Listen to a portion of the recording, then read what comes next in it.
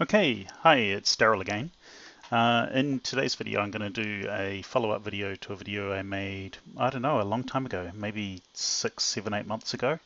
I asked the question, is a 200 kilometer range for electric car enough range?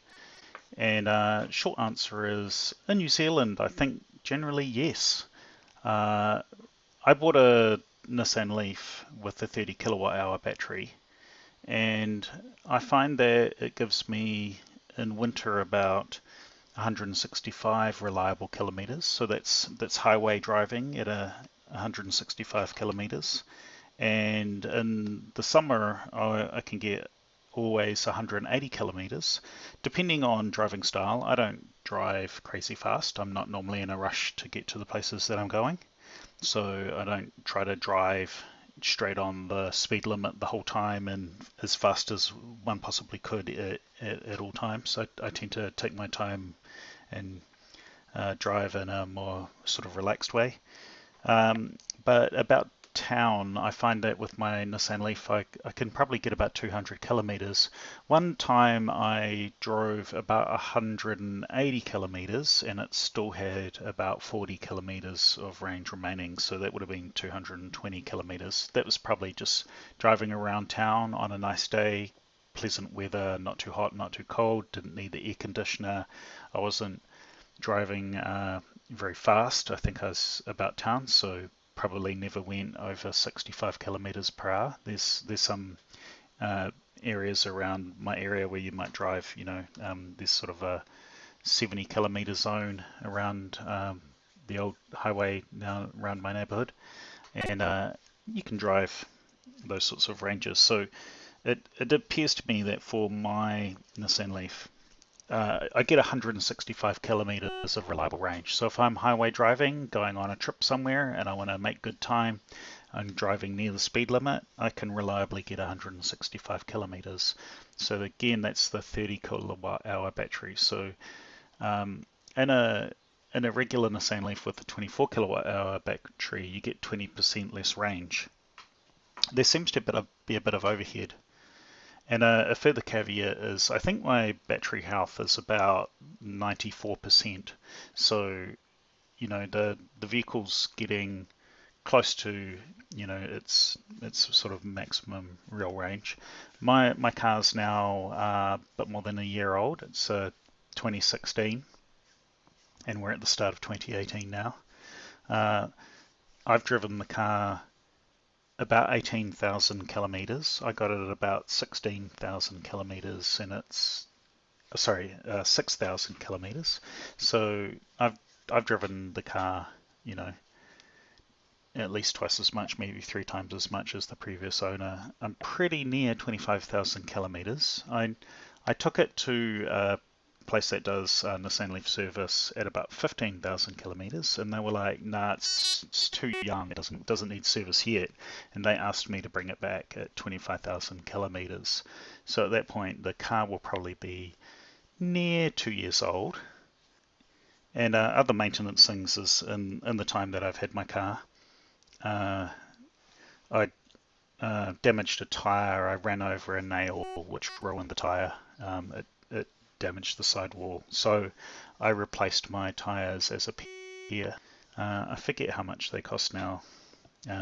They're around about 300 New Zealand dollars each, so around 200 American dollars per tire. I tend to not buy the cheapest tire I can possibly get. I like to have tires that are, good quality and good brands. So that's my approach to owning tires. I think the tires are one of the most important aspects of a vehicle that a lot of people just try to buy the cheapest tires they can. But I think you're better to buy for, somewhere in the middle of, good value for money, but good quality as well.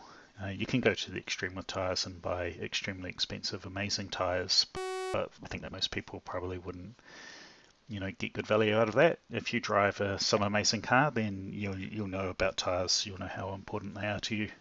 Whereas if you're just driving a utilitarian commuting car, a car that you use for everyday use, you don't need the flashiest tires, but I'd still keep clear of the cheap tires. Um, This video seems to be looking really boring, so I'm going to show you a different screen. So I'm going to talk about some of the drives that I take. So I live in New Zealand. I'll just zoom out so you can get a view of where I live. So there's New Zealand. Auckland's in the north, biggest city with about 1.5 million people, and then Hamilton, that's another big city. Taupo's kind of a big regional town, but it's right by this lake, so lots of good places to go for a holiday around there. And in the centre of the North Island is Tongariro National Park. That's where I like to go skiing. And Palmerston North is the regional city that's to the north of where I live, and Wellington's to the south. And the reason why I've highlighted Palmerston North, it's a place that I go to from time to time. And it's, I might go there once a month or something like that. And it's a kind of a long drive from where I live. So you can see it's 91 kilometers each way.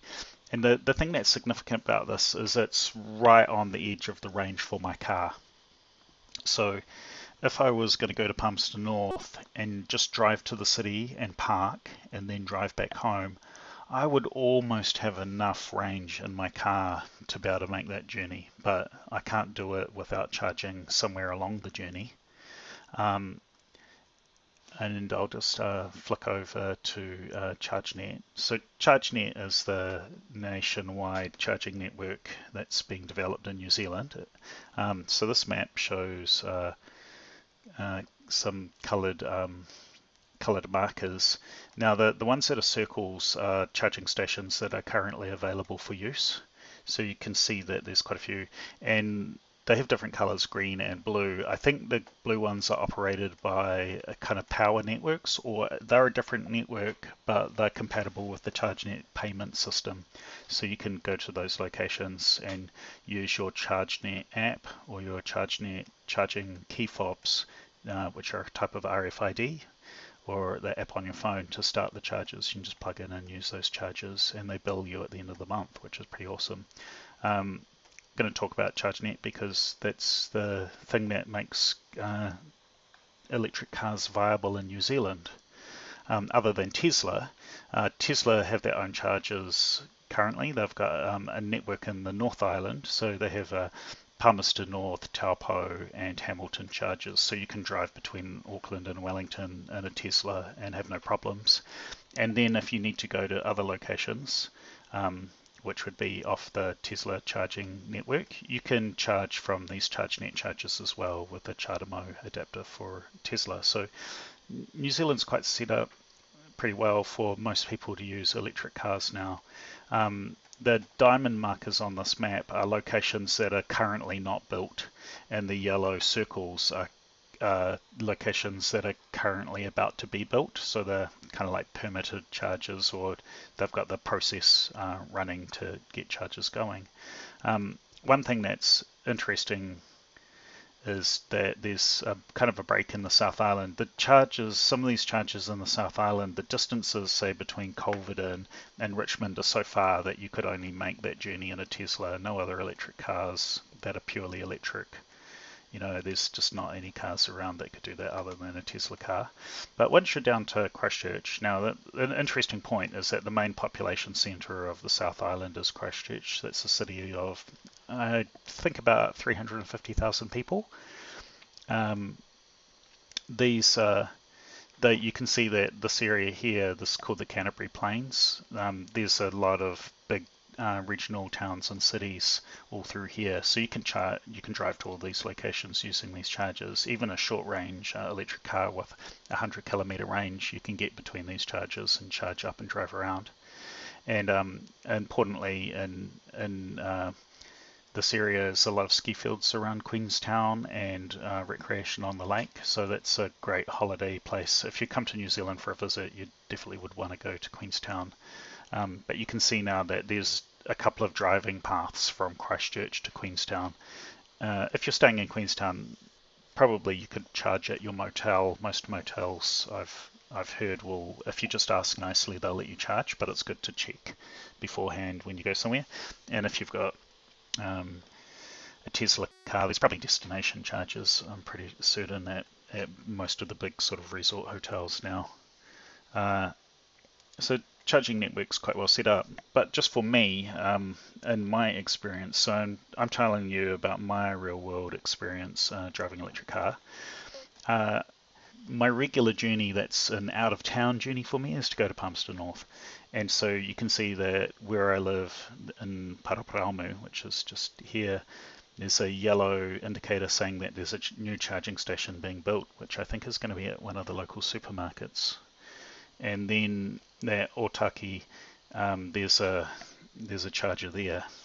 I'll just zoom in so you can see that. This is just a little regional town, which is well known for its bad traffic jams because it's just a little town on the main highway, which the main highway runs through, so that causes those horrible traffic problems in public holidays. My suburb used to have those problems, but they built a bypassed highway around the main towns in my area. And then Levin's another sort of regional service town, about 20,000 people. And then Palmerston North is a kind of a regional city with a couple of universities and polytechs. It's a big kind of student centre. And they've got a charger in the middle of their city for fast charging. So in my electric car, since I've had it, I've driven all around here. I went through this area over past Napier and Hastings and charged on some of these chargers. I didn't visit all of those locations. Been up to Taupo a couple of times. Like to go up there on holidays and visit my brother's house. And then I've driven up to Auckland, right up to the North Shore. So I've been up here as well, so up to Whangaparoa, and I've used this. That's the northernmost charger I've used in my car. So I find that, so my car with its reliable range of 165 kilometers, I find it completely fine for doing these sorts of long journeys.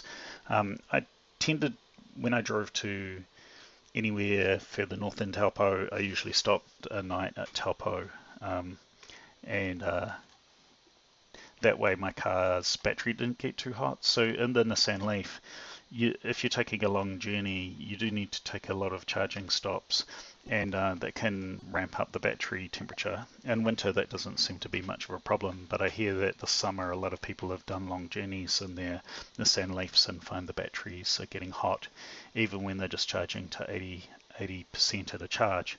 But that's often because people are trying to drive ranges such as Auckland to Wellington, which is about 500 kilometers, and will require, in a standard 24 kilowatt Nissan Leaf, it will require, I don't know, I'm going to guess, maybe 6 charging stops.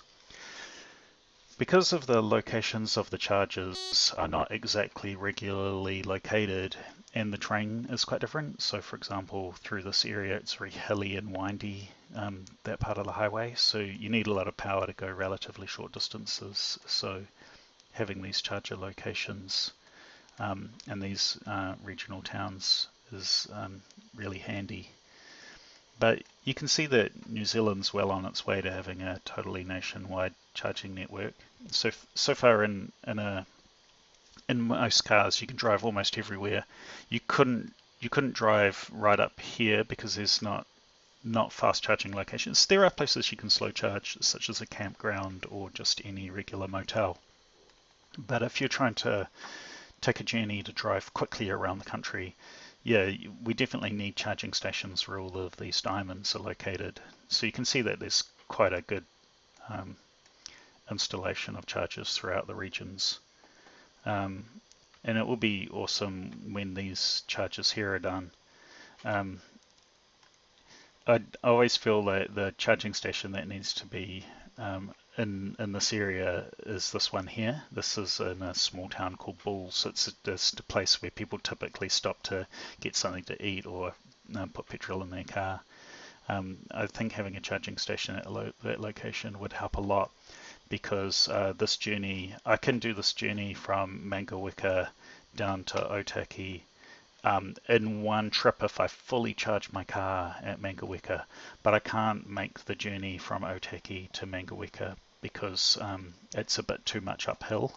It's quite hilly through this area here, and that's I'm not prepared to risk running out of power somewhere in the countryside up near Mangaweka. So I think that would be the case. So most people who have a Nissan Leaf have to charge, say you're driving from Wellington to Taupo, you'd charge at your house, whichever area, and maybe you live in Upper or Lower Hutt or Pororoa or Wellington City or wherever. You can drive most electric cars like any normal Nissan Leaf. You'd better drive from any of these locations all the way to this charger here in Otaki, and then you'd have to drive about a further, I think it's probably about 65 kilometers from Otaki to Palmerston North and recharge there. And then if you take the take the shortest path from Palmerston North to Mangaweka, you can drive through that way. But it would be handy to be able to drive State Highway 1 the whole way. Then if you're just driving a standard Nissan Leaf, 24 kilowatt hour battery, you have to recharge at 1, 2, 3, and then in Taupo. So you need quite a lot of charging stops because the distances that you have to drive don't quite match the battery pack capacity. I find with my car, with the sorts of locations that these ChargeNet chargers are being installed, they're typically installed, I'm going to guess like 50, 60, 70, 80 kilometers apart. So with my car being able to do a reliable 165 kilometers, I can skip in a lot of on a lot of my drives. Sort of, I can skip every other station. So I could drive. If I drive from my house and then charge in Palmerston North, and then charge in Mangaweka, I could probably skip Wairuru and go to Turangi, or I could charge in Turangi. I could charge in Wairuru and skip Turangi here and go into Taupo, or charge in Mangaweka and possibly skip Wairuru and then charge in Turangi and move on. But sometimes you just want to charge at every station in case you get to a station and it's not working properly. And then driving this way, I drove around this way one time. I charged at these two stations. These are just totally out in the country, and I could have skipped this one and charged in Napier, but instead I charged at this one, Te Hiroto. Is that what it's called? I think I'm going to call it Te Hiroto. I skipped Napier and Hastings and charged in Waipukaro. So you can go reasonable distances and skip stations. So in my car, I'd feel fine about driving 120, 140 kilometers without charging. Whereas in a standard Nissan Leaf, that's possibly even in some cases beyond the range, depending on your driving speed and driving conditions. Yeah, so that drive I often do, Paraparamu to Palmerston North. I can't do that return. I always have to charge somewhere. So I tend to charge in Palmerston North and then drive home. So I only need about 60% of my battery to drive each way to feel comfortable. So I tend to if I'm going to go up to Palmerston North, I charge to 100%. Drove up to Palmerston North. I get to Palmerston North and I still have easily 40% left in my battery. Then I just charge up to 70% or so, then I can drive back home. Or I can charge to a different amount and do a bit of charging in that charger at Otaki. But apparently I've heard rumours that the warehouse is going to install some chargers at their shops, and there's a warehouse in Levin. Warehouses are sort of the same sort of thing as Walmart. It's totally independent company, but gives you an idea of what kind of shop it is. They're going to put a fast charger in here, and that would be great because that will give me more charging options. It means that I could, say, drive from my house up to Palmerston North and then charge back in Levin. on the way. And the other good thing about being a charger in Levin would be being able to drive from my house, charge a bit in Levin, and then probably I would be able to drive to Mangaweka. I think I might be able to do that if I fully charged in Levin. There we go. So my longest journey I've made is up to Whangaparoa. So from my house up to there was 625 kilometers each way. So I made a few charging stops when I did that. I basically followed the path that's here and took in some charges along the way. So you actually go a little bit further. Oh, I went around the other side of the lake. We'll move that over to there. So I took that kind of journey there, 631 kilometers. And I did that over 4 days of driving, so that's quite comfortable in the 30 kilowatt Nissan Leaf. I would imagine that the 40 kilowatt Nissan Leaf is going to be the sweet spot for New Zealand drivers. That will give you a really reliable 200 and something kilometer range. I would imagine a totally reliable 220 kilometer range driving at highway speeds, or driving through difficult terrain, you're going to get a reliable 200 kilometer range, and that's quite a big range. So if we go Taupo, which is a good place to go if you're going to break up a drive between Wellington and Auckland. For me, that would probably require just one charge along the way, and that can't be possible. Surely that can't be possible. One charge along the way? No. I think that, yeah, I don't know. Maybe it would. But that seems to be the thing. That's super interesting. I need to make quite a lot of charges on doing that kind of a journey because you can't quite make it to the next charger. Seem to need to make a lot of charges because you can't quite make it to the next charger. So you have that problem that you've got 50 more kilometers of range, but you need to recharge your car now because you actually need to go 70 kilometers. And so I think that the smaller your battery, you just have to charge way more often. And so there's definitely a sweet spot for batteries. And because of the geography of New Zealand, I think the sweet spot for battery sizes will be different than in different countries, because in New Zealand, our country is not really that large, but all of the towns and cities are kind of far apart. There's just big bits of highway and farmland between our towns and cities. So there's not a lot of good places to put chargers just out in the country. You want to put them where there's something, a convenience store or a cafe or a restaurant or some kind of tourist attraction, and particularly you want it to be a place which has got going to be open 24 hours. So you want to put your chargers in a little town where there's going to be things, police stations, fire stations, things where people are working in the middle of the night, that type of thing. So I think that co-locating at shops such as the warehouse or supermarkets, especially a lot of our supermarkets are open to 10 or 11 o'clock at night in a lot of places, so that makes it much more comfortable to use a charger. It's using a charger in the middle of the night, just isolated out in the country, for some people that sort of represents a little bit of a security problem. You just don't want to be doing that, especially in the middle of winter. It's just not going to be that much fun. But where a charger could be located at a supermarket or a shop, that would be better, because there's going to be other people around, which will help with your security, and a supermarket car park is going to have good lighting, that kind of thing. Oh well, anyway, that's just a talk of my experience on my car. So my overall thing was that my real range in my 30 kilowatt Leaf with some moderate amount of battery wear, I think I was down to 94%.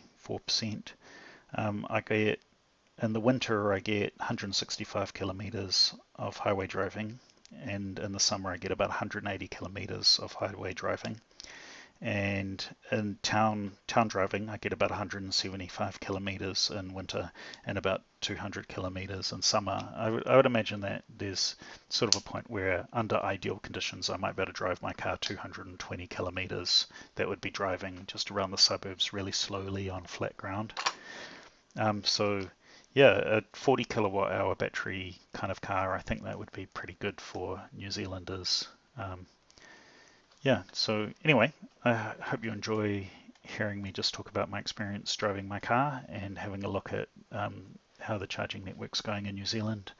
And I look forward to seeing you subscribe. I'd really like people to subscribe. That way I can keep my channel monetized because of the way YouTube's changing its monetization structure. Need to reach that goal of 1,000 subscribers. I've got about 260, 270 subscribers. I'm around that level. So I need to get about 3 times as many. So something to work on for me this year. Thanks again for watching. Please like and subscribe.